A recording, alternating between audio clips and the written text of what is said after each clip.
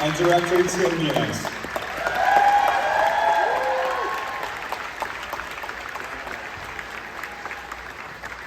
Congratulations, everyone, and thanks again for sharing the film with us tonight. Tim, we'll start with you. I love an origin story and a creative origin story. And I know there's a lot of interconnected webs here with this particular project and sort of past relationships that really came to kind of bring this film to fruition. Can you share with us how this film came to be and so your initial connection to the novel? I think it was Gil and Max who actually asked them, and then they came to me, and then I saw something really interesting in it. Well, let's go for there. For Max, I mean, congratulations on the success of your novel, Shy. And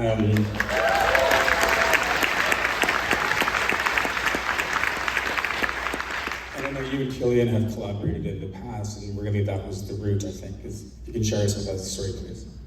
Yeah, so we wanted to do something else together. We'd done a few things together, and I had just got back off taking Shy around a little bit on book tour, particularly in other countries in translation, and I'm very interested in how things change in translation.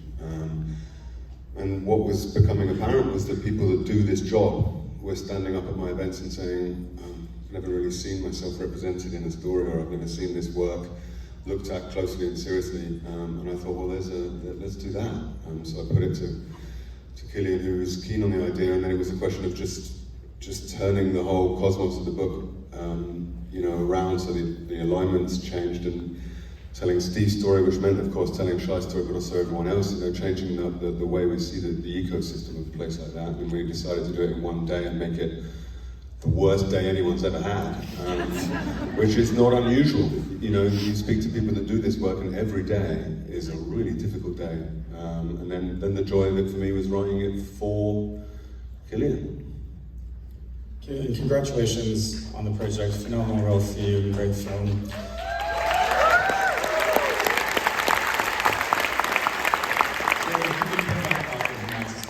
Obviously, you were looking for a project together. What was it about specifically this role here that attracted, or this particular story? It was a few different things, I think, colliding at the same time. Myself and Alan had just made a film together, and we were looking for the next thing. We adored working with Tim. It was my second film with Tim, Small Things Like These, and then we were keen to kind of keep that team. And I worked so well with Max. We have a real connection. And then when we talked about the idea of taking the novel of Shy, but like kind of spinning it on its axis, I thought it was a brilliant idea, and I instantly knew that it should be Tim, because he's the most sensitive, gifted artist when it comes to directing actors, and I knew it needed somebody really, really sensitive, and it was a real challenge to kind of to think, how can we do this in a way that's not been done before? We've had this teacher-student story told many times, and how can we tell it in a new way? And so that was really the challenge that we gave to Max, and then it was up to me and Alan to kind of find a place for the film.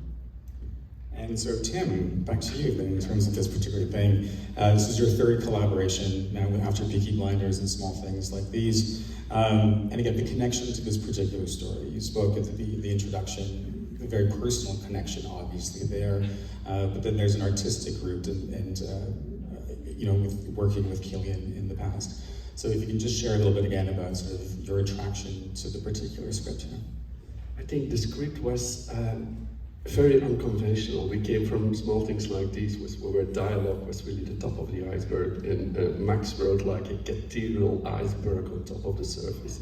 And I was like, how are we going to deal with this? It was like a very challenging project, and I think it was really collaboration between all of us. I think we went into rehearsals for 2 weeks with the boys.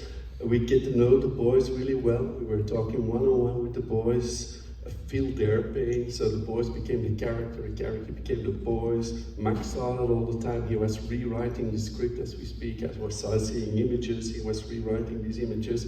So it was like the most beautiful collaboration with a writer I can possibly imagine. Insight into how you found the remarkable young cast, and we'll get to you in a minute, Jay.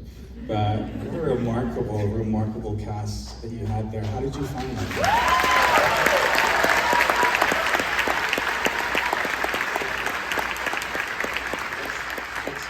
really great castings, and I think we went around boxing clubs around London, and we cast about more than 3,000 boys, and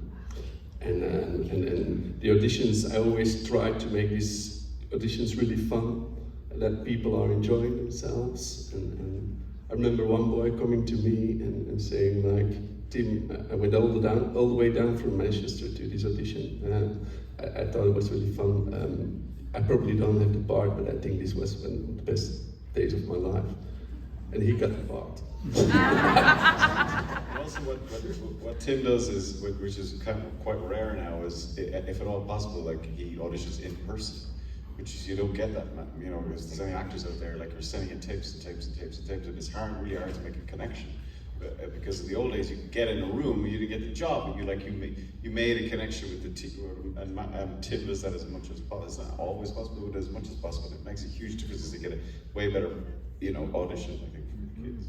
But his artistry, which is evident in the finished product in countless different ways, it was evident to me even at the beginning of the casting. So you'd get this tape and he'd say, I like this kid for X. And he's a little bit cockier than he is in the script, and I quite like that because I think it would reveal a kind of vulnerability. You know, like he's already doing almost therapeutic work on the characters before he's casting them, so that he can then put them through their paces in a way that I've never seen anything like it. The way what he gets from actors. Yeah, and I kind of, where the first script get a lot of dialogue, interesting dialogues, and I said like, Max, can you for the audition, it would be nice if we can do like longer interviews to get to know this character better, like, and he wrote like in an hour or two-page dialogue. I wrote hundreds of these fucking things. And I think all these, it looks like improvisation, but he wrote it all out. And then we did this, and I think these tapes were magnificent with the interviews. So we found time in the schedule to do these interviews with these boys, and they came in. The Cillian, I mean, did you guys have Jay in mind? Was there someone else? How did you find him, or how did you decide on him? I mean, it was pretty clear to all of us, like instantly, because Jay taped and then he came in and worked with Tim, and we all looked at that, and it was immediately it was consensus that this kid is just magnetic, and you know, he's just kind of, when we saw it, it was like, that's him. It was just the power of his. I'm sorry for embarrassing you. You're so close to him, but it was like, it's just some actors have it, you know, and it's a kind of magnetic. But he also had this thing of showing but concealing, which I think is a really unique gift for any actor. And Jay just had it, and it was kind of just jaw dropping. Really. Thank you so much. Thank you. Well, honestly, I couldn't have done it without these boys. Like what they were saying before with Tim and Max, they're so open and vulnerable from the beginning. And because of that, you know, you go into that space, you go into that scene, and you feel like you can do anything, you know? They really feel like brothers. Like, I don't feel embarrassed. Like, I'm so proud of them as well, you know? So it makes me emotional just watching the film. Like, every time I'm sitting there like, fuck, shit. But yeah, I feel like in a character like Shy, there's a real fragility, a struggle. We're depressed, we're struggling. I feel like all of us have that, and that's in us. Like, we're all here, getting on with life, but all of us are just behind closed doors. That's what we're really trying to show, and I feel like this film is so vulnerable for that. And once again, because of the collaboration with all of us, I feel like we could really show that in that film, so. Absolutely, and that came through. I mean, there's so much love in this film. He just insists, and he shoots everything, and all producers go, "Oh my fucking god!" But he goes, "No, we're just doing it," and he does it. But we were lucky that we was just in one location more or less, so we managed to kind of work it all out schedule-wise so that we could. And it's the biggest gift you can give to not just the actors but to the crew and because everybody knows where they're headed, and everyone's feeling it. In a real, authentic way, rather than kind of having to manufacture it. And listen, that's what we do. That's our job. So we have to go figure it out backwards, retrospectively, and work it all out. But like in this, it was so clear for us all, and I mean, in an ideal world, you'd always shoot a film like that. But I recognise that it's just entirely impractical, you know, mostly.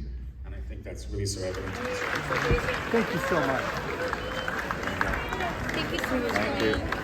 Thank you. Thanks for indulging us. Appreciate it. See you guys. Sorry, I got it.